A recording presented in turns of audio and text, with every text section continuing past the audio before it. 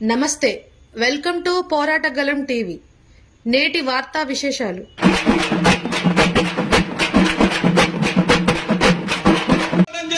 ప్రభుత్వానికి వెనుకలిప్పింది కేవలం ఎస్ఎఫ్ఐ అనేటువంటి విద్యార్థి సంఘం. అందుకే దేశవ్యాప్తంగా మన పేరు, పతాకం, మన స్వాతంత్ర ప్రజాస్వామ్యం అనే సోషలిజం కలిగిన జెండా కాశ్మీర్ నుంచి కన్యాకుమారి వరకు, హైదరాబాద్ నుంచి జేఎన్యూ వరకు మారుమవుతుంది. విద్యార్థుల పోరాటం అంటే అది ఎస్ఎఫ్ఐ. ఇంతకుముందు అన్న అనేక పాట రూపంలో మనకు తెలియజేశాడు. అలాంటి పోరాట పతాక కలిగినటువంటి ఈ మహాసభలో తెలంగాణ రాష్ట్ర రేపు భవిష్యత్తులో విద్యారంగానికి ఒక దిక్సూచి కాబోతున్నాయి. ఒక ప్రత్యేక ప్రణాళిక తీసుకొని ఈ ప్రభుత్వం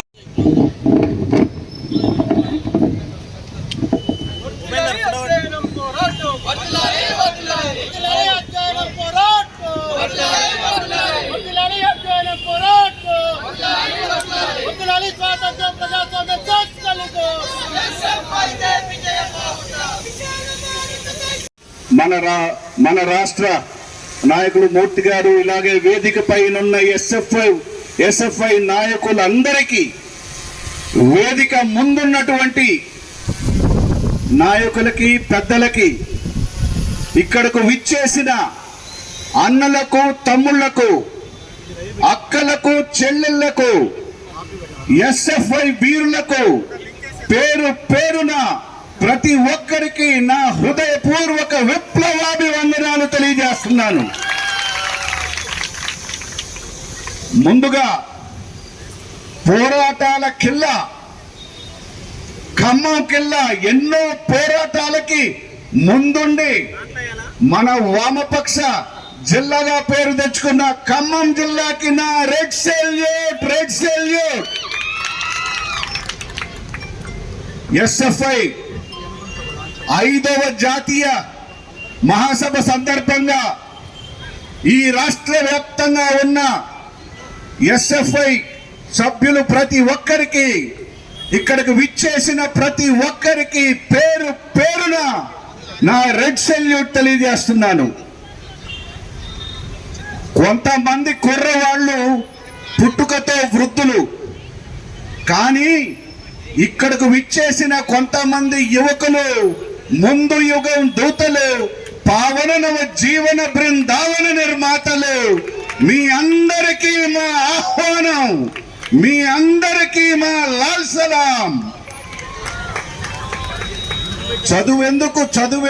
చదువెందుకురా, నలుగురిలో దీపమై నిలిచేందుకురా. రాజకీయం మనకెందుకురా, న్యాయానికి ప్రాణంగా నిలిచేందుకురా. మరి ఈ ఉద్యమాలు, ఈ సినిమాలు, ఈ నాటకాలు, ఈ పాటలు, ఈ ఎస్ఎఫ్ఐలు, ఈ యువజన సమైక్యాలు మనకెందుకురా? కేవలం ప్రజల్ని చైతన్యపు బాటలో నడిపేందుకురా. సినిమా హీరో అన్నారు, అసలు నిజమైన హీరో ఎవరు? తన 23, 24 ఏటే మన దేశం కోసం, మన కోసం ఉరికొయ్యిన ముద్దాడిన భగత్ సింగ్ నిజమైన హీరో. ప్రపంచ విప్లవ ఉద్యమాన్ని ముందుకు నడిపిన చెగువేరా నిజమైన హీరో. బడుగు బలహీన వర్గాల కోసం తన జీవితాన్ని త్యాగం చేసిన బిఆర్ అంబేద్కర్ నిజమైన హీరో. అంతేగాని ఒక తన్నుదంటే 1,00,000 మంది లేచిపోవటాలు, కత్తులతో 100 మందిని నరకటాలు, తంతే 50 సూమోలు లేవటాలు, వీళ్ళు కాదు నిజమైన హీరోలు. వీళ్ళు నిజమైన హీరోలు. 1000 మంది కోసం ప్రాణం ఇచ్చేవాడు నిజమైన హీరో. 1000 మందిని నరికేవాడు కాదు నిజమైన హీరో.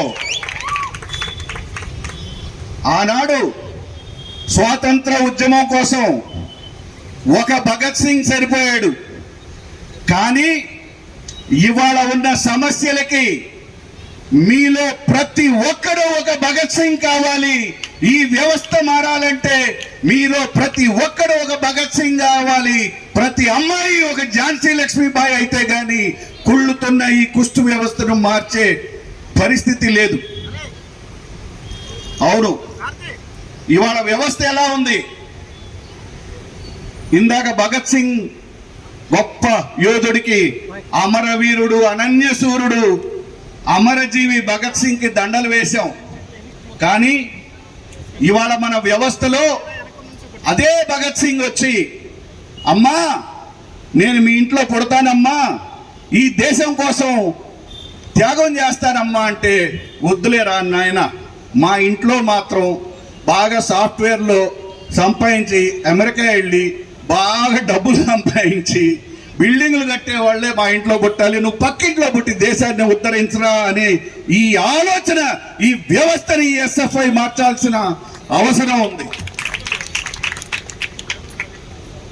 ఈ ప్రపంచం మన అందరిది. సహజంగా కానీ శ్రమ ద్వారా కానీ వచ్చే సంపద అంతా మనందరిది. కానీ దురదృష్టవశాత్తు అది ఎప్పుడు 5% మంది చేతిలోనే ఉంటుంది. అందుకే మనం అంటుంటాం 95% మందికి అసలు నిజమైన స్వాతంత్రం రాలేదు, మరో స్వాతంత్ర పోరాటం చెయ్యాలి. అది ఎప్పుడు అలా ఉండటం మొదలుపెట్టిందో ఆనాడే శ్రమజీవుడి రక్తంలో నుంచి పుట్టింది ఎర్ర జెండా. అది ప్రపంచ వ్యాప్తంగా అలా పోరాటాలు చేస్తూనే ఉంది.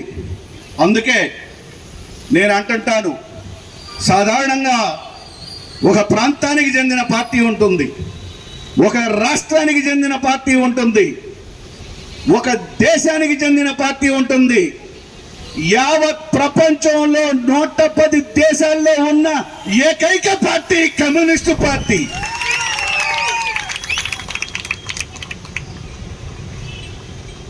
ఇవాళ మనం సమస్యలు గురించి మాట్లాడుకుంటున్నాం. ఇవాళ సమస్యల గురించి చెప్పుకుంటూ పోతే విద్యని వ్యాపారం చేశారు.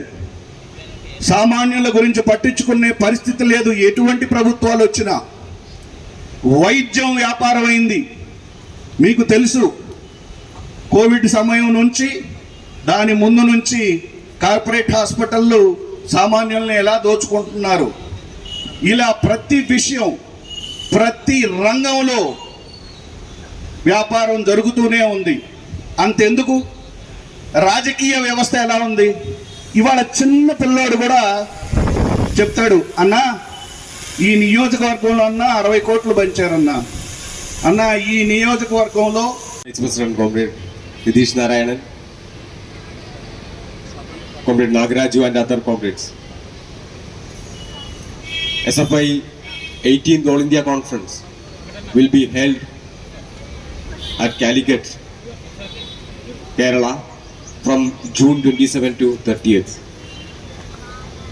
So this is after a long time, after 269 months, means 22 years and 5 months after SFI going to host the conference at Calicut.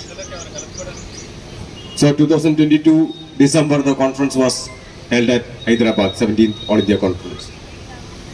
In this period, in this 2.5 years, so many attacks happens against SFI. In this period, so many comrades, SFI CEC member, Comrade Ramdas from TIS, and comrades from Ambedkar University, comrades from Hyderabad Central University, comrades from Jamia Millia Islamia University, comrades from Himachal University, and different places in our country. The comrades, SFI leaders were suspended. Why they were suspended? They raised the issues of students. Even HCU, what is happening, we know. I'm not going to the details. The Congress government, they are saying they are against the policies of BJP, the central government. Then what they are doing? 400s of acre land, and that very environmentally, that it should be conservative because environmentally it is important. That land they are trying to give to corporates. University land they are grabbing.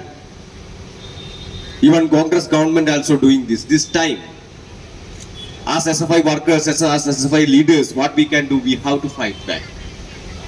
HCU also we fighted. One of our comrades was imprisoned for some days. And before that also, so many comrades were suspended because they raised voice for democracy, campus democracy. Our SFI leaders from HCU, they were suspended.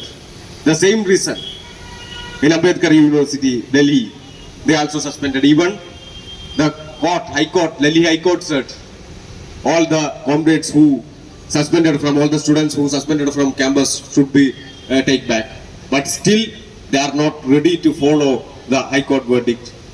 Comrade Ramdas, SFI Central Executive Committee member and PSF leader, he was suspended for 2 years from this Mumbai. What is the reason? He attended a program at Delhi which was organized by United Students of India under the leadership of SFI. All 16 students organization were there. They be against the central government be fighted. Because of that what they are saying, he is getting fellowship from government and he can't say reject BJP. He can't talk against Narendra Modi. What it is happening? If you are getting any fellowship or any type of help from government, then you can't talk against government. So this is the neo-fascism. This is the neo-fascism what they are doing.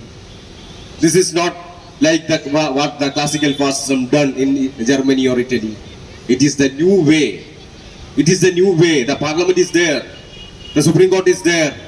All the type of democratic that authority and everything is there. But through these things, through parliament, through court, they are trying to impose their agendas. Through education, they are trying to impose their agendas.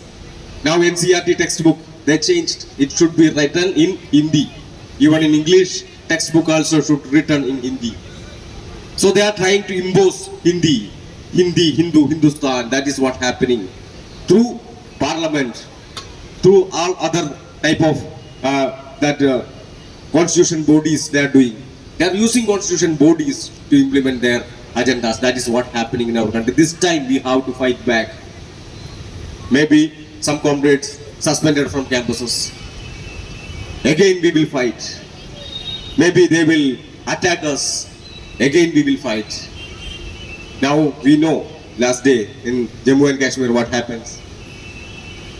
When they are banning 1,500 rupees note, what they said, and terrorists cannot get money and there will not be any terrorist attack in anywhere in India. After that, when 370 revoked, what they said, now in Kashmir will be under control of Indian government totally.